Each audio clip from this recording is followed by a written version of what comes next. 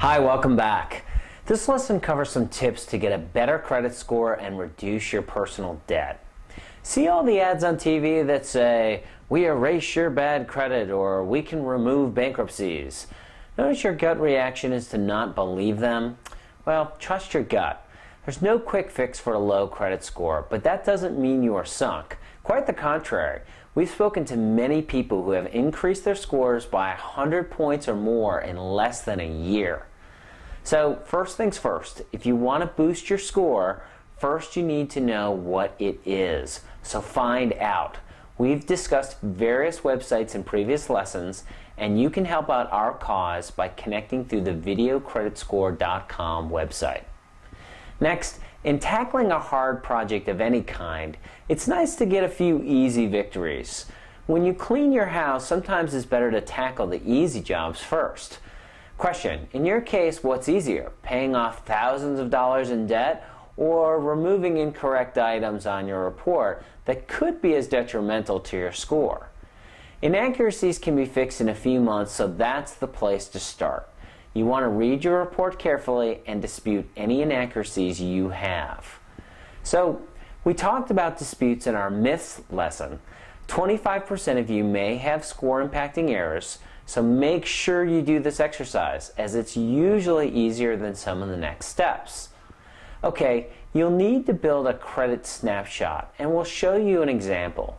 For all your cards, you will need to collect the following information: your APR, or annual percent rate, or interest rate, your balances, your minimum payment, calculated as 2 to 4% of your balance, and your credit limit so that you can calculate your credit utilization ratio.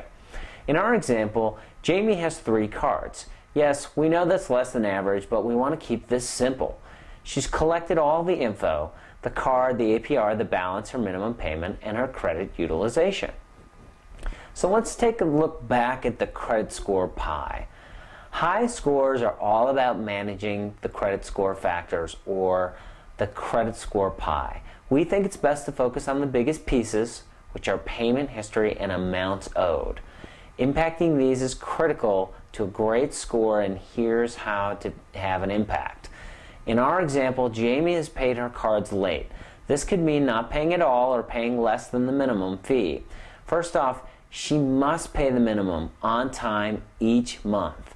So if you've been late, for your sake, you've got to get back on time and not be late again. If you don't have a system for paying on time, get one.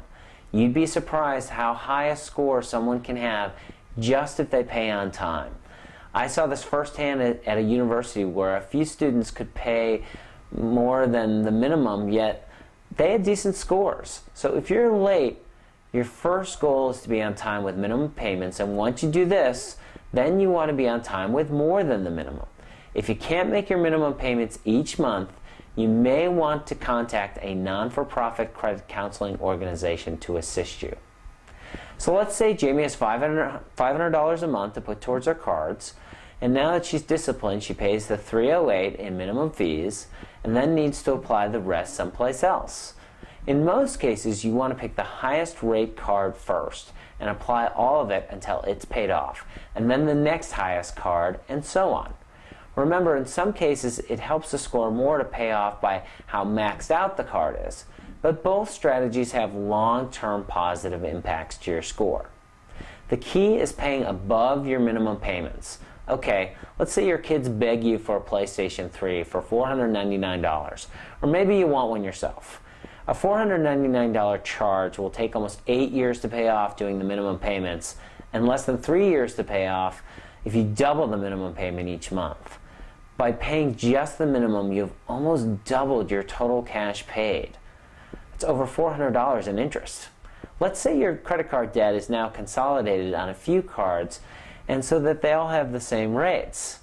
Because we get tired of saying credit utilization ratio, we're now going to use the acronym CUR. CUR stands for credit utilization ratio, and it's the ratio of credit used to credit limits. People who max out their cards tend to have lower credit scores because they are statistically more risky, i.e., more likely to default. Let's go back to Jamie's situation. Now, she's done a great job and she's paid off her store card, and she's managed to get her credit card debt into cards with the same rates.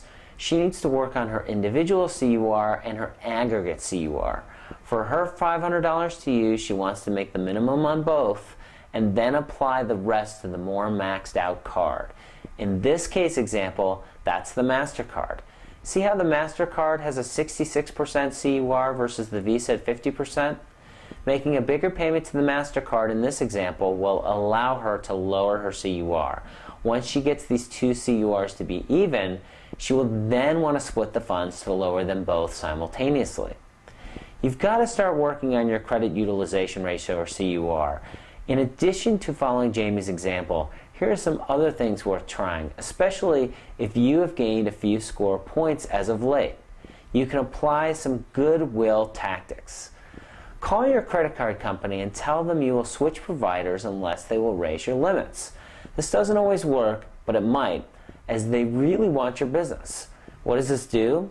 A higher credit limit lowers your CUR, and that will improve your score. Also, you want to ask your credit card company to lower your interest rate. This one is a little tougher, but again, the threat of leaving them might help. Or you can ask to be converted to another one of their cards with a lower rate.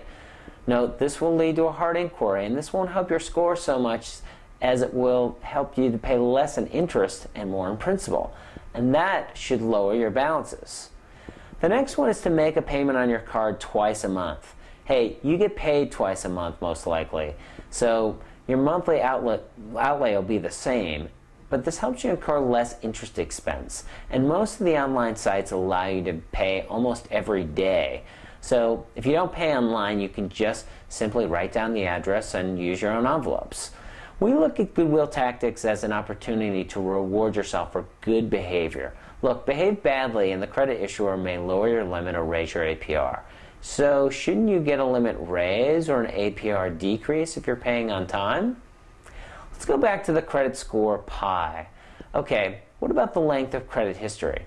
Well, not much you can do about this. Well, not much positive. You can hurt it negatively by opening new cards. Well, what about mixture of credit?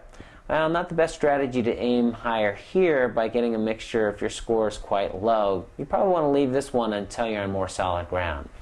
What about inquiries? Well, that's simple. No new cards, no new loans until your score is high again. In the next lesson, we will discuss identity theft.